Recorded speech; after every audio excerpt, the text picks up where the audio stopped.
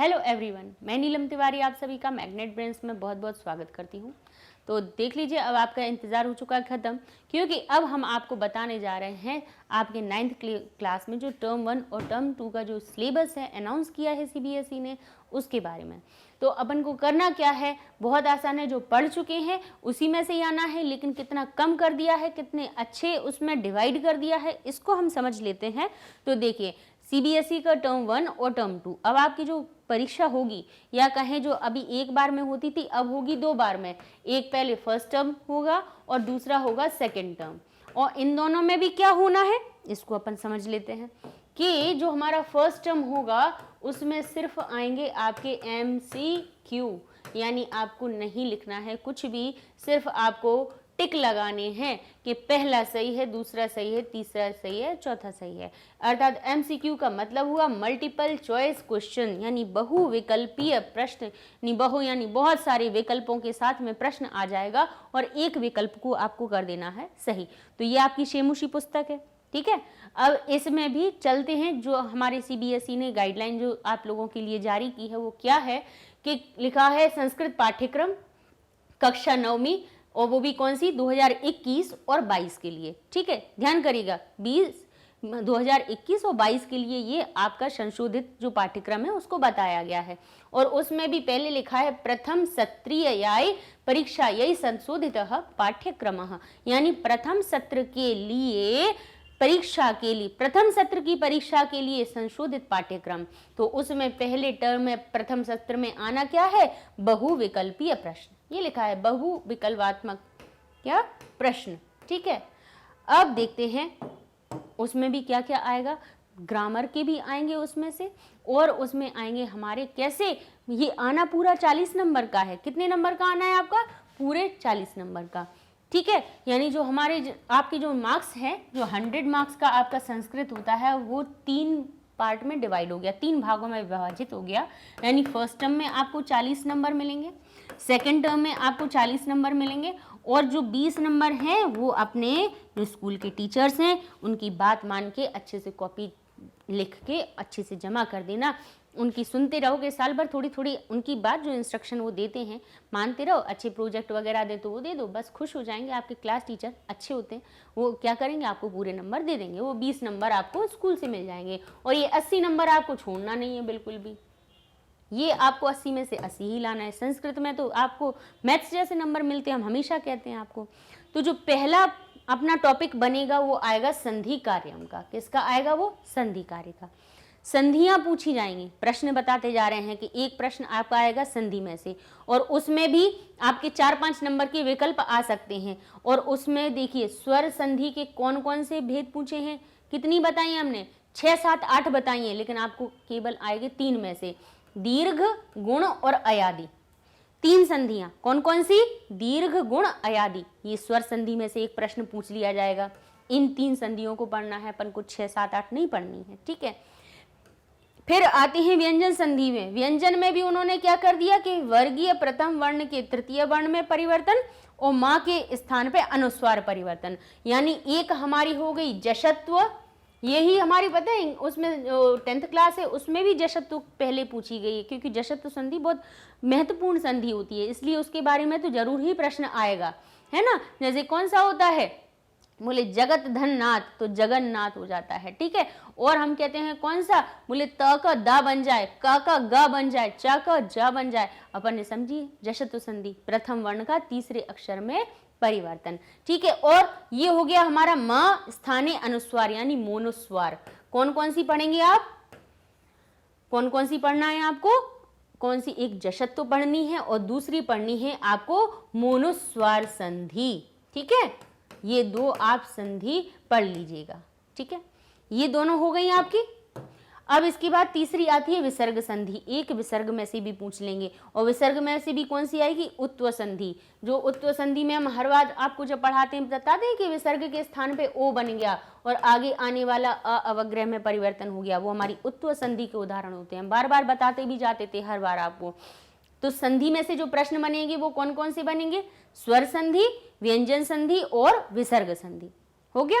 इसके बाद आइए शब्द रूप पर। शब्द रूप में भी उन्होंने बहुत काट छाट कर दी है, बहुत सारे पढ़े हैं, उनमें से बहुत बिल्कुल शॉर्ट कर दिया। कैसे? अकारांत कर लेने हैं यानी बालक जैसे, उकारांत करने हैं साधु जैसे। ठीक है, ये हमारे पुरलिंग के हो गए। पुरलिंग में केवल 2 ही बता दिए, कौन से? अकारांत और उकारांत। ठीक है, कर लेंगे। इसके बाद आकारांत और ईकारांत स्त्रीलिंग के पूछ लिए। ठीक है, उसमें भी और सर्वनाम कौन सा? अस्मद और युष्मद। एक अस्मद का याद कर लोगे, युष्मद का अपने आप ही याद हो जाएगा, तो इसमें से बनेंगे। ठीक है, इस प्रकार से ये और देख ही लेते हैं भाई, और भी कुछ हो इसके अंदर छुपा हुआ हो? नहीं भाई, इतना ही बताया गया है। सर्वनाम शब्द अस्मद और युष्मद हमारे आ जाने हैं। तो शब्द रूप हमारे ये हो गए। ठीक, 5 टॉपिक हो गए। बालक हो गया, साधु हो गया, ये पुरलिंग के हुए, स्त्रीलिंग के लता और नदी की तरह हो जाएंगे, और सर्वनाम शब्द के रूप आएंगे अस्मद और युष्मद की तरह। ठीक है, आगे देखते हैं। पहले इसको इरेज कर दे, नहीं फिर आप कंफ्यूज हो जाओगे। ठीक है, हाँ, फिर आते हैं धातु रूप पर। धातु कौन कौन सी पूछी जाएंगी आपकी? पठ, गम, वद, भू, क्रीड, नी, दृश, अस, क्री, पा, ये सब पंच लकार में पा की पिब होती है। हमने कितने सारे करवाए आपको? 20, 25, 30 धातुएं करवा रखी हैं। उनमें से आनी कितनी है? 1, 2, 3, 4, 5, 6, 7, 8, 9, 10 धातुएं कर दी, बिल्कुल कम कर दी। और सभी का तरीका वही है। किन्हीं किन्हीं धातुओं में होता है, जैसे क्री होती है, ये इसको थोड़ा देखने लायक है। क्री धातु थोड़ी इंपॉर्टेंट होती है, इसको जरूर देख लीजिएगा। अस धातु होती है, इनको जरूर देख लीजिएगा। भू का भव हो जाता है, इनको देख लीजिएगा। बाकी तो ये हमारे तीतः अंति सब में एक जैसे जुड़ते हैं। नी का नय हो जाता है, बस इसको। दृश्य का पश्य हो जाता है, ये हमने बताया ही है भाई। और बाकी की जो प्रत्यय होते हैं वो समान लगते ही है। तो 10 हमारी ये धातुएं हो गई। और आत्मनेय पद की भी कौन कौन सी होंगी? सेव और लब, 2 धातुएं आएंगी। सेव और लब धातु आएंगी, और वो भी कौन से? ये तो 5 लकारों में आएंगी। ठीक है, लेकिन आत्मनेय पद में उनने देखो आपके लिए सरल कर दिया, 5 लकार नहीं दिए, उनमें केवल 2 लकार दे दिए। कौन कौन सा? लट लकार और लिट लकार, यानी वर्तमान काल और भविष्य काल। ये 2 काल के एकाधिकाध रूप पूछ लिए जाएंगे। ठीक है, कि इसका सेव पद में जो भविष्य काल है ऐसे लिख देंगे। सेव धातु में लट लकार का प्रथम पुरुष एकवचन का रूप क्या होगा? या फिर सेव का सेव हमारा लिखेंगे सेवते, लिख देंगे सेवते, और पूछ लेंगे बताइए ये किस लकार का, किस पुरुष का, किस वचन का रूप है? तो भाई बस हमें क्या करना है? ते, एते, अंते, आत्मनेय पद के हमें लट लकार और लिट लकार के कर लेने हैं। और लट के कर लिए तो वर्तमान के कर लिए, तो लिट तो आपको याद हो ही जाएंगे, क्योंकि आपको पता है कि लट और लिट कैसे होते हैं? एक समान ही बन जाते हैं। ठीक है, आगे कारक उपपद विभक्ति हमने समझाई आपको। विभक्ति हम पाठ में भी समझाते जाते हैं, और अलग से भी आपके लिए व्याकरण में इनको समझा चुके हैं, जिनमें परितः, बार बार बताते ना, परितः, निकषा, प्रति, विना, इनके योग में द्वितीय होती है। तो क्या करेंगे? वो वाक्य लिख देंगे। वाक्य में लिख देंगे कि यहाँ पे परितः शब्द के साथ में एक कोई भी वाक्य बना देंगे। विद्यालय है परितः वृक्षम भवति, ये लिख दिया। या वृक्षाः सन्ति, वृक्ष हैं, ऐसा लिख दिया। और कहेंगे यहाँ बताइए वृक्षम शब्द में जो हमारा विद्यालय शब्द है उसमें द्वितीय विभक्ति किस कारण से आई है? तो आप बता देंगे कि परितः के योग में आई है। या विद्यालय पे अंडरलाइन कर देंगे और ऐसे लिख देंगे विद्यालय। ठीक है, और यहाँ लिख देंगे परितः। हम आपको ये जो MCQ बनाएंगे ना, इसमें हम आपको सब एक एक चीजें समझा देंगे। परितः, और कह देंगे विद्यालय में उचित विभक्ति लगाइए। तो अगर आपको याद होगा कि परितः के साथ में द्वितीय लगाते हैं, तो आप यहाँ पे विद्यालय वाले को सही कर देंगे। किसको कर देंगे? विद्यालय वाले को। तो इस प्रकार से उपपद विभक्तियों के बारे में प्रश्न आ जाएंगे आपके। तो कौन कौन से आएंगे? द्वितीय आएगी, तृतीय, चतुर्थी, पंचमी, षष्ठी, सप्तमी आनी आपकी। ये कितनी है? 1, 2, 3, 4, 5, 6, 8 में से 6 आनी है। ठीक है, उनमें भी कौन सा? परितः, निकषा, प्रति, विना। होते बहुत सारे हैं, लेकिन 4 के जोड़कर एक प्रश्न बना देंगे। यहाँ पे सह, समम, सार्धम, बिना, अलमहीन की योग में तृतीया अपने पाठ में भी पढ़ रखे हैं। रुच, दा, नम, कुप, इनके योग में चतुर्थी आती है।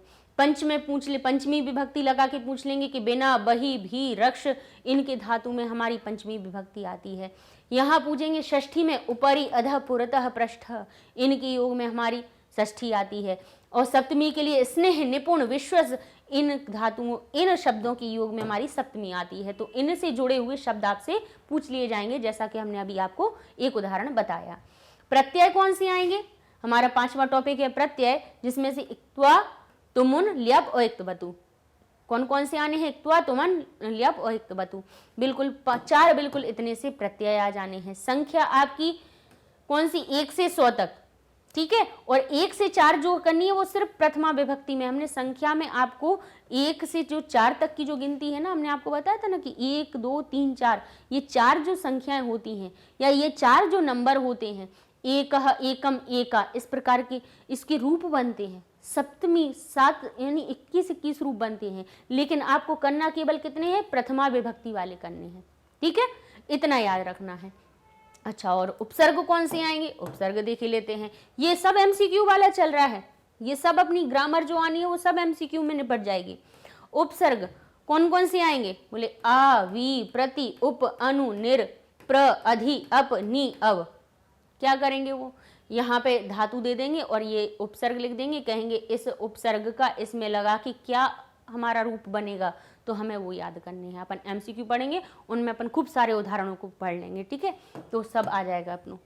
फिर देख लेते हैं, अब 8वां हमारा आएगा वाक्येषु, यानी वाक्य। अभी सब ये पूरी ग्रामर चल रही है, ये पठित बोधन है, अभी ये भी आएगा जहाँ पे अपन ये पाठ पढ़ रहे हैं ना, उनमें से भी आएंगे कुछ कुछ एमसीक्यू। कैसे बनेंगे बताते हैं। अब यहाँ क्या लिखा है? पंच प्रश्नानाम निर्माण। ये जो पाठ अब आ गया, ये पूरा 8 9 10 ये तीनों जो टॉपिक हैं वो हमारे पठित बोधन में से आने हैं। अर्थात अभी तक जो हमने पढ़ा ना, अभी तक जो हमने बताया आपको, ये अनुप्रयुक्त व्याकरण, निप्रयुक्त की व्याकरण कौन कौन सी थी, ये 7 टॉपिक आ गए थे। इसके बाद 8 9 10 ये 3 जो टॉपिक हैं वो सब हमारी बुक वाले आने हैं। कौन से? कि पहला है प्रश्न निर्माण, पंच प्रश्नानाम निर्माणम, 5 प्रश्नों का प्रश्न निर्माण करना आ जाएगा। वो भी कैसा आएगा? हमने समझाया कि यहाँ पे रेखांकित पद दे देंगे या स्थूल पद दे देंगे। स्थूल का मतलब मोटा, मोटा ताजा, अलग दिखेगा, चमकता हुआ, तो वो दे देंगे और कहेंगे उसके स्थान पे बताओ प्रश्नवाचक शब्द कौन सा आएगा, तो बता देना कि ये वाला ही है, हमें पता है, विभक्ति के अनुसार लगाना है, ठीक है। फिर क्या कहेंगे? प्रसंगानुकूलम समुचित शब्दार्थ चयनम, शब्दार्थ का चयन आ जाएगा। जो शब्दार्थ बताते जाते हैं साथ साथ में पर्याय बताते जाते हैं वो आ जाएंगे। और क्या आएगा? बोले और आएगा भाषिक कार्य तत्वानी, पाठ आधारित आएंगे, पाठ आधारित आएंगे भाषिक कार्य। प्रश्नोत्तर नहीं आएंगे कि श्वेत केतु को कौन पढ़ाता था, ये नहीं आएगा। क्या आएगा ये बता रहे। वाक्य दे देंगे, उसमें से कर्ता और क्रिया का चयन पूछ लेंगे कि बताइए इसमें कर्ता कौन है, क्रिया कौन है। कर्ता क्रिया के अन्विति, उन दोनों को अलग अलग करना पूछ लेंगे। विशेषण विशेष्य का चयनम बता देंगे। बताते जाते हैं विशेषण विशेष्य, आपने ध्यान किया होगा। हमारे वीडियोस इसीलिए लंबे होते हैं क्योंकि हम ये चीजें आपको साथ साथ में पाठ के समझाते ही जाते हैं। पर्याय, विलोम पद और चयनम, पर्याय सिखा देते हैं हम आपको, विलोम पद का चयन करना सिखा देते हैं। पर्याय विपर्याय सब आपको साथ साथ में ही बताते हैं, हर वीडियो में बताते हैं, हर पैराग्राफ के साथ में बताते हैं, हर लाइन का बताते हैं। तो बस इतना सा आना है आपका पठित बोधन से, ठीक है। तो ये हो गया आपका फर्स्ट टर्म का 40 नंबर का। कोई कठिन बात है इसको लाने में? कोई कठिनाई नहीं है, बहुत आसान दे दिया है, इतना सरल। और साथ में सबसे अच्छी बात क्या है कि देखिए एक साथ में पूरा वजन नहीं पड़ना है अपने सिर पे कि एक बार में अपन ने व्याकरण का पूरा कर लिया। अगर बच्चे को ज्ञान है तो वो एक बार में इसको कर लेगा और फिर अब अपनी दूसरे क्या होना है, दूसरे सत्र में कि अच्छा जो पठित बोधन है अब उनके लिए पाठ भी कम कर दिए। कितने? 12 पाठ हैं, तो 4 दे दिए उन्होंने फर्स्ट टर्म के लिए, 4 दे दिए सेकंड टर्म के लिए। तो देखो प्रथम सत्र यानी फर्स्ट टर्म के लिए उन्होंने पता है कौन कौन से पाठ दिए हैं? प्रथम, द्वितीय, तृतीय और पंच। यानी प्रथम हो गया भारतीय वसंत गीत, दूसरा हो गया आपका स्वर्ण काकः, तीसरा हो गया गोदोहनम और चौथा छोड़ दिया, 5वां सूक्ति मुक्तिकम। ये 4 पाठ में से भाषिक कार्य आएंगे। जो भाषिक कार्य पढ़े, प्रश्न निर्माण बताए, उचित पद का प्रयोग बताया है ना, कि यहाँ पे बताइए कष्ट शब्द है, उसका यहाँ पर इस पद में कौन सा समानार्थक है, तो आप कहेंगे दुख और कष्ट एक ही बात होती है, समानार्थक चुनना। शब्दार्थ चयन ये आ जाएंगे। किन पाठों में से आएंगे? इनमें से। यानी इन चारों की जो हमने आपको साथ में ग्रामर बताते गए ना, उसको बिल्कुल पक्का याद कर लीजिए। करवाई है, विशेषण विशेष्य बताते जाते हैं हम आपको, साथ साथ में कर्ता क्रिया रह गई है, कर्ता क्रिया अपन यहाँ पे कर लेंगे। एमसीक्यू जब समझाएंगे वहाँ पे कर्ता क्रिया जो चीज़ें रह गई हैं उनको भी अपन पूरा कर लेंगे। तो इस तरह से तो ये आपका क्या हो गया, ये पूरा आपके पहली सत्र का यानी फर्स्ट टर्म का सिलेबस हो गया। ठीक है, अच्छा ये क्या लिखा है, अनुपयुक्त व्याकरणस्य अंशानाम चयनम यथासंभवम शेमुषी पाठ्य पुस्तका करणीयम। कहते हैं अनुपयुक्त व्याकरण के अभी जो अंश है वो चयन, उसका जो चयन होगा यथासंभव ज्यादातर शेमुषी पाठ्य पुस्तक में जो दिए हुए हैं उनके ही आएंगे। ठीक है, और लेकिन कहते हैं यदि तत् न संभवती, अगर उसमें से भी ना आया तो फिर अभ्यासवान भाव जो प्रथम भाग है इतस्य कर्तुम शक्यम, उस अभ्यासवान भाव भी आपकी एक पुस्तक है किसकी, संस्कृत में। संस्कृत में एनसीईआरटी 3 चलाते हैं बुक 9 10th के लिए। कौन कौन सी, एक शेमुषी, दूसरी व्याकरण भी थी और तीसरी है अभ्यासवान भाव। तो हम जो आपको बनवाएंगे ना एमसीक्यू, हम इसमें अभ्यासवान भाव में से ही समझा देंगे, यानी जो आपकी जो शेमुषी पुस्तक में से भी नहीं आए ना तो अभ्यासवान भाव से भी लेके अपन समझा देंगे। शेमुषी की तो अपन समझते ही जा रहे हैं। ठीक है, तो इन्हें ये एक अच्छी चीज बता दी कि इसको ध्यान करके चलिएगा कि यहीं से आएगी ये सारी चीजें। ठीक है, तो अपन जो संधि होगी, समास होगी, समास नहीं आने आपके में, संधि आने हैं और लकार आने हैं, शब्द रूप, ये सब चीजें अपन वहां से पढ़ेंगे। अब सेकंड टर्म और समझ लीजिए, सेकंड टर्म 40 नंबर का, 20 नंबर अपन को मैडम सर से मिल जाएंगे स्कूल से, इनकी नहीं है ज़्यादा टेंशन, और इनकी तो बिल्कुल ही नहीं है। ठीक है, तो इसमें वार्षिक परीक्षा में भी संशोधित क्या कर दिया आपको, और वो भी 21-22 के लिए ध्यान करिएगा। ठीक है, कि यहाँ पे आएगा अपठित अवबोधन, अपठित गद्यांश आ जाएगा। उसमें क्या पूछ लेंगे, उसमें एक पदेन या फिर क्या कहेंगे अवबोधात्मक कार्यम, एक पदेन या पूर्ण वाक्य के प्रश्न पूछ लेंगे और उसी में से जुड़े हुए अवबोधन, यानी उसी में एक दे देंगे कि भाई ये शब्द लिखा हुआ है, इसका हमारा क्या, हमारा शब्द अर्थ का क्या बनना है, समानार्थक क्या बनना है, ये चीज़ें 2-4 प्रश्न इसमें से पूछ लेंगे। और आता है सीधा 10 नंबर का, बहुत अच्छी बात है, शीर्षक लेखन आ जाएगा, यानी एक गद्यांश है उसका उचित शीर्षक पूछ लेंगे।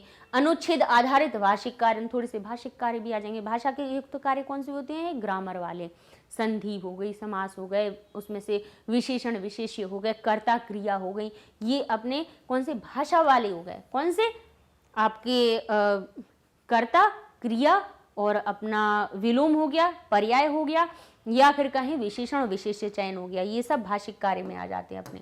ठीक है, अच्छा, और भाषिक कार्य के तत्व भी बता दिए, लीजिए तत्व भी बता दिए कि किन के आधार पर ये कहा है भाषिक कार्य कार्य, उनमें भी बता दिया। लोग कंफ्यूज मत होना कि भाषिक कार्य में क्या आएगा, तो उन्होंने कह दिया वाक्य में कर्ता क्रिया चयन आ जाएगा, विशेषण विशेष्य का चयन आ जाएगा, पर्याय और विलोम पद आ जाएगा, यही तो हम बता रहे थे। ठीक है, ये आपका एक ये प्रश्न हो जाएगा। दूसरा आएगा आपका रचनात्मक, यहाँ एमसीक्यू नहीं आने वाले हैं, यहाँ सब अपने लिखने वाला बढ़िया आएगा काम।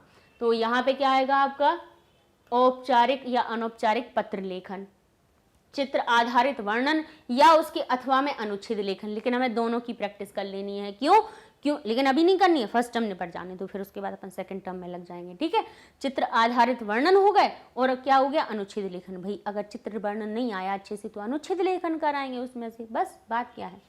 और क्या आएंगे, पंच सरल वाक्याम, किसमें, संस्कृत भाषा में अनुवाद करने के लिए आएंगे। हिंदी भाषा लिखी होगी या इंग्लिश भाषा में जो आपको सही समझ में आ रही हो, उसके आप पंच सरल वाक्यों को संस्कृत भाषा में अनुवाद कर दीजिएगा। ठीक है, तो ये आपके रचनात्मक कार्य आ गए। यहाँ पे भी किताब से संबंधित आएगा, अपठित गद्यांश हो गया, रचनात्मक कार्य आ गया, अब आया पठित बोधन। यहाँ पे भी पाठों से संबंधित आएंगे, यही नहीं है सिर्फ एमसीक्यू में, एमसीक्यू में 4 निपटा दिए पाठ, बाकी के और बचे हुए हैं, यहाँ पे आएंगे। कैसे आएंगे कि हमारा पे एक गद्यांश में से दे देंगे, एक पद्यांश उठा लेंगे, एक नाट्यांश उठा लेंगे, और उनमें से क्या करेंगे, वहां से प्रश्न के प्रकार कैसे आएंगे, वहां एमसीक्यू नहीं आएंगे।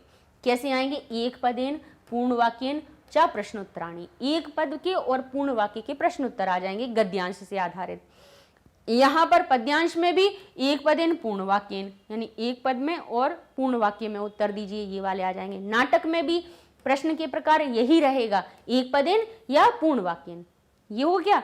इसके बाद हमारा एक अगला टॉपिक आया कि एक श्लोक का अन्वय, हमने जैसे कि हर पाठ में जहां जहां श्लोक आए उनके अन्वय, या फिर एक श्लोक से संस्कृतिन भावार्थ, भाव लेखन सिखाया है आपको, अन्वय लेखन सिखाया है, दोनों 3 चीजें हम आपको सिखा चुके हैं। तो क्या करना है, इनमें से एक आ जाएगा, या तो कहेंगे इस एक श्लोक का आप अन्वय लिखिए और एक श्लोक या तो संस्कृत का भावार्थ लिखिए, तो ये मंजूषा की सहायता दे देंगे वो भी। कितनी अच्छी बात है। वही जो हमने तरीका बताया था कि अन्वय होगा, उधर 4 जगह खाली होंगी, मंजूषा में पद दे देंगे, फिर रिक्त स्थान भर दो। इनको सामने लिखना है, पूरा अन्वय भी नहीं लिखना है, ना भाव पूरा लिखना है, मंजूषा की सहायता से। कितना सरल कर दिया आपके लिए, है ना।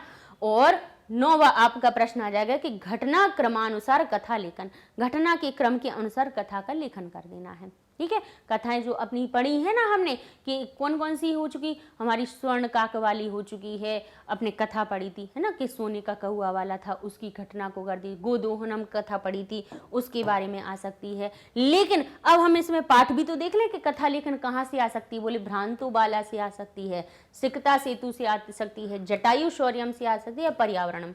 इसमें से भाई अगर आएगी तो जटायु शौर्यम हमारे क्या है, वो है हमारे पद्यांश है, इसमें से नहीं हो सकता। पर्यावरण नहीं बनेगी, बनेगी तो कथा इन दोनों में से आएगी, भ्रांतो बालक में से आ जाएगी और सिकता सेतु में से आ जाएगी। ठीक है, तो ये आपके 4 पाठ इसमें कर दिए। वहां पर कौन सा कर दिया, पहला, दूसरा, तीसरा और 5वां, ये हो गए आपके फर्स्ट टर्म में। इनमें से आएंगे आपके MCQ।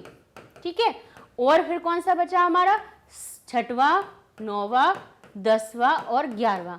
इनमें से आपके बनेंगे कौन कौन से, बोले जो एक वाक्य, एक पद इन उत्तर पूछने, एक पद में उत्तर लिखिए, एक वाक्य में लिखिए, ये सब आ जाएंगे इनमें से। वैसे 6, 9, 10, 11 अन्वय भी इन्हीं में से पूछ लेंगे, भाव लेखन इन्हीं में से पूछ लेंगे, कथा का लेखन इन्हीं में से पूछ लेंगे। ये सारी चीजें इनमें से करना है। ठीक है, क्योंकि पद्यांश हमारा कौन सा हो गया, जटायु शौर्यम हो गया। ठीक है, यहाँ पे भ्रांतो बाला हमारी एक कथा हो गई और सिकता सेतु हमारा एक नाटक हो गया। तो लीजिए इन्हीं में से आ जाएंगे अपने सामने। तो लिखे एक गद्यांश, एक पद्यांश है और एक नाटक है ना। ये पर्यावरण क्या है, बोले पर्यावरण तो अपना क्या है, एक तरह का एक लघु निबंध है और गद्यांश की श्रेणी में इसको रख सकते हैं अपन। ठीक है, गद्यांश से रिलेटेड इसमें से आएगा, लेकिन हमारा पद्यांश तो यही है, पद्यांश हमारा जटायु शौर्यम है और नाट्यांश हमारा सिकता सेतु है। सब बिल्कुल इतने अच्छे से सिस्टम से दे दिया, आपको सामने बता भी दिया कि इसमें से ये प्रश्न आएंगे, इसमें से ये आएंगे, ज़्यादा अपन को घबराने की ज़रूरत नहीं है। ठीक है, तो बस अब अपन को पहले अपन फर्स्ट टर्म की तैयारी शुरू करते हैं, क्योंकि आज हमने आपको कौन सा, आपके 9वीं पाठ जो है ना शेमुशी पुस्तक, उसको पूरा कंप्लीट करवा दिया। ठीक है, अच्छा, वेबसाइट के बारे में और क्यों बताए देते हैं, क्योंकि जो हमने पाठ पढ़ाए हैं, चाहे तो वो व्याकरण के हो या फिर कहें आपकी पुस्तक से हो, वो सब आपको देखो प्लेलिस्ट में तो मिल ही जाते हैं यूट्यूब पे, लेकिन ऊपर नीचे हो जाए, टॉपिक छूट जाए, तो इससे अच्छा आप क्या कीजिए, गूगल पे एक बार वेबसाइट पे जाके सर्च कर लीजिए। क्या करना है आपको, गूगल पे टाइप कीजिए magnetbrains.com, आप इंटर करेंगे, आपके सामने पेज हो जाएगा ओपन, और आप इसको जैसे ही ओपन करेंगे, जैसे थोड़ा स्क्रॉल करेंगे ना, तो यहाँ क्लासेस दिखने लगेंगी आपको। ठीक है, उसमें भी क्या करेंगे, क्लास 9th पे जाएंगे, या आप जिस क्लास में जाना चाहते हैं उसका देख सकते हैं। 10th की ग्रामर भी आगे पढ़नी है तो 10th पे चले आइए, जो क्लास आपको अच्छी लगे।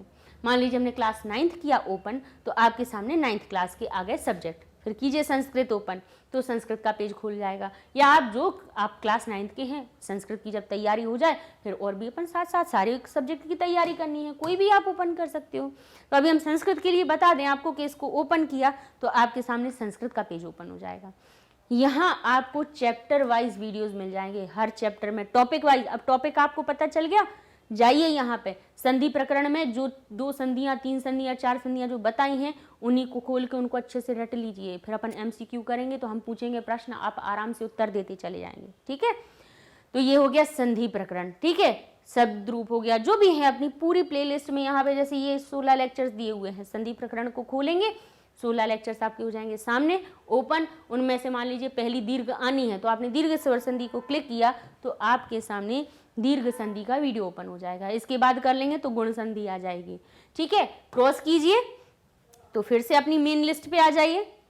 यहाँ पे फिर शब्द रूप देख लेना, जो जो हमने बताए हैं पुल्लिंग और स्त्रीलिंग वाले। लकार में आप धातु रूप मिल जाएंगे आपको। ठीक है, सब यहाँ पे लकार परिचय है, लेकिन इसको हम इधर धातु रूप और ऐड करवा देंगे, जिससे कि आप कंफ्यूज ना हो कि धातु कौन सी आनी है, तो ये इसमें मिल जाएगा आपको। ठीक है, इस तरह से यहाँ पर आपको सारी चीज़ें चैप्टर वाइज सीक्वेंस में छोटी छोटी प्लेलिस्ट में मिल जाएगी। आराम से तैयारी करने में भी कोई दिक्कत नहीं आनी है। ठीक है, तो अब जब भी सर्च करें, ढूंढना हो कोई भी चीज़, तो मैग्नेट ब्रेन्स की हमारी वेबसाइट पे जाइए, आसानी से सब चीज़ें मिल जाएंगी।